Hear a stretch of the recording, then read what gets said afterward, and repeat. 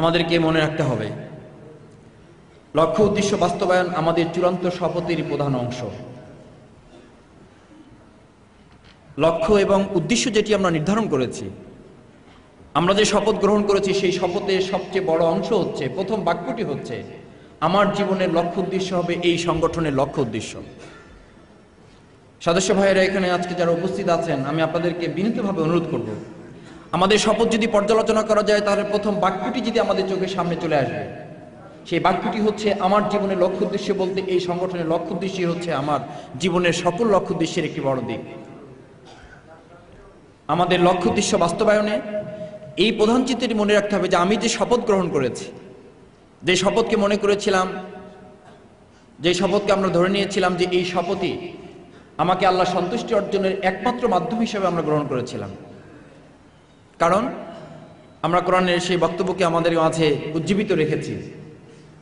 যারা সেদিন আল্লাহ রসুলের কাছে বায়াত গ্রহণ করেছিলেন, লাকাদ রাদিয়াল্লাহু আনিল মুমিনিন ইয ইউবায়ুনাকা তাহতা শাজারা, অবশ্যই সেই সকল মুমিনরা সন্তুষ্ট অর্জন করতে সক্ষম হয়েছে আল্লাহর, যারা আল্লাহ রসুলের কাছে বায়াত গ্রহণ করেছিলেন। ইয ইউবায়ুনাকা তাহতা শাজারা, লাকাদ রাদিয়াল্লাহ, অবশ্যই তারা আল্লাহ সন্তুষ্ট অর্জন করতে সক্ষম হয়েছে। আমরা যেই শপথের মাধ্যমে আল্লাহ সন্তুষ্ট অর্জন করতে চেয়েছি, সেই শপথের প্রধান বাক্য হচ্ছে, আমার জীবনের লক্ষ্য উদ্দেশ্য হবে সংগঠনের লক্ষ্য উদ্দেশ্য। সেই লক্ষ্য উদ্দেশ্য বাস্তবায়নেই আপনাকে এই লাকাদ রাদিয়াল্লাহু আনিল মুমিনিন, আল্লাহ সন্তুষ্ট অর্জন করার সাথে সাথে বিপরীত আরেকটি মেসেজও কিন্তু শপথের অঙ্গীকারে আবদ্ধ ব্যক্তির জন্য দেওয়া আছে। সেই বিপরীত বাক্যটি হচ্ছে, ফামান নাকাসা ফা ইন্নামা ইয়ানকুসু আলা নাফসিহি, তুমি আল্লাহ সন্তুষ্ট অর্জন করার জন্য যে শপথ গ্রহণ করেছো, তোমার সেই শপথ যদি কোনো কারণে ভঙ্গ হয়ে যায়, ফাইন্নামা ইয়ানকুসু আলা নাফসিহি, তাহলে তার দায় দায়িত্ব তোমার নিজেকে বহন করতে হবে। কে তোমাকে শপথ গ্রহণ করিয়েছেন, কে তোমাকে উৎসাহিত করেছেন, কে তোমার জন্য পরিবেশ তৈরি করেছেন, সেটি আমার জন্য বিবেচনার বিষয় নয়। বিবেচনার বিষয় হচ্ছে আলা নাফসিহি, আমাকেই তো বহন করতে হবে, যেহেতু শপথ আমি গ্রহণ করেছি। আমি সদস্য ভাইদেরকে সেদিকে নজর দিতে বলবো যে আমাদের শপথের সবচেয়ে বড় অংশ হচ্ছে লক্ষ্য উদ্দেশ্য বাস্তবায়নের ক্ষেত্রে আমরা আমাদের জীবনের লক্ষ্য উদ্দেশ্য হিসেবে এই সংগঠনের লক্ষ্য উদ্দেশ্য হিসেবে গ্রহণ করেছি। তৃতীয় যে বিষয়টি আমি আপনাদের কাছে বলতে চাই, লক্ষ্য উদ্দেশ্য বাস্তবায়নে আমাদেরকে খেয়াল রাখতে হবে, আমি কি পেয়েছি তা বড় কথা নয়, আমি এই সংগঠনকে কি দিতে পেরেছি সেটা কি প্রধান বিষয়বস্তু হিসাবে নির্ধারণ করতে হবে। এই সংগঠন থেকে আমি কি পেয়েছি সেই চিন্তা করলে আমাদেরকে অনেক দূরে যেতে হবে। আমরা তা চিন্তা করে শেষ করতে পারবো না যে এই সংগঠন আমাদেরকে কত কিছু দিয়েছে, কিন্তু আমি এই সংগঠনকে কি দিতে পেরেছি সেই চিন্তা যদি আমি নিজেকে প্রেষণ করতে পারি, তাহলে আমাদেরকে আরো অনেক কিছু দেওয়ার আছে। এই মানসিকতা নিয়ে আমাদেরকে সামনের দিকে পা ফেলতে হবে। শহীদ আব্দুল মালিক ভাই আমাদেরকে সেই দৃষ্টান্ত রেখে গিয়েছেন।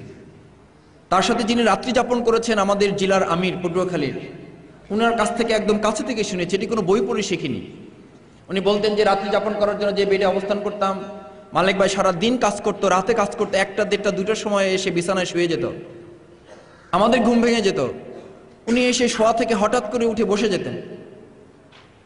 আমি জিজ্ঞেস করতাম, মালিক ভাই এত রাতে সারাদিন ক্লান্ত হয়ে এখন এসছেন, এখন না আপনি একেবারে ঘুমিয়ে পড়বেন? আমাদের যেটা হয়, সারাদিন ক্লান্ত হয়ে বিছানায় শুয়ে পড়ার সাথে সাথে ঘুম চলে আসে, কিন্তু মালিক ভাই এসে শুয়ে পড়তেন, এপাশ ওপাশ করতেন, হঠাৎ করে উঠে বসে যেতেন।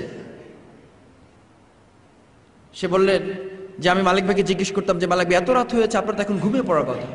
বলছি কি করব বলেন, আজকে সারাদিনের জন্য কিছু কাজ হাতে নিয়ে বের হয়েছিলাম, যাদের জন্য বের হয়েছে তাদের পিছনে সময় দেওয়ার ক্ষেত্রে আমার কোনো আপত্তি ছিল না, কিন্তু যাদের কাছে মেসেজগুলো নিয়ে যাব তারা ঘুমিয়ে পড়েছে। এখন তাদেরকে যদি জাগিয়ে কাজগুলো করতে যাই, তাহলে তাদের প্রতি আমার কষ্ট দেওয়া হবে। আবার আমি এই কষ্টটাও ভুলতে পারতেছি না, এই কষ্টটাও দূর করতে পারতেছি না যে কাজগুলো নিয়ে বের হলাম, সবগুলো কাজ আমি শেষ করে ঘুমাতে পারলাম না। এই মানসিক যন্ত্রণা আমাকে বারবার শোয়া থেকে উঠিয়ে ফেলতেছে। আমি যদি সবগুলো কাজ শেষ করে এসে শুইতে পারতাম, তাহলে আমি ভালোভাবে ঘুমিয়ে পড়তে পারতাম। এই কাফেলার একজন চূড়ান্ত শপথের জনশক্তি হিসাবে আমাদের মনের মধ্যে এই পেরেশানিটি তৈরি করে রাখতে হবে যে আমি এই সংগঠন থেকে কি পেয়েছি তা বড় কথা নয়, বড় কথা হচ্ছে এই সংগঠনকে আমি কি দিতে পেরেছি এবং আমার আরো কি দেওয়ার আছে। আমরা সবাই মিলে সংগঠনকে দিলে সংগঠন সমৃদ্ধ হবে, আর এই সংগঠন থেকে সবাই মিলে নিতে শুরু করলে এই সংগঠন নিঃস্ব হয়ে যেতে পারে। আমাদের কাছে যা আছে আমরা সব যদি উজাড় করে সংগঠনকে দিতে পারি, এই সংগঠন পুরো পৃথিবীর মানুষকে অনেক কিছু দেওয়ার মতো করে এই সংগঠন দাঁড় করতে পারবে।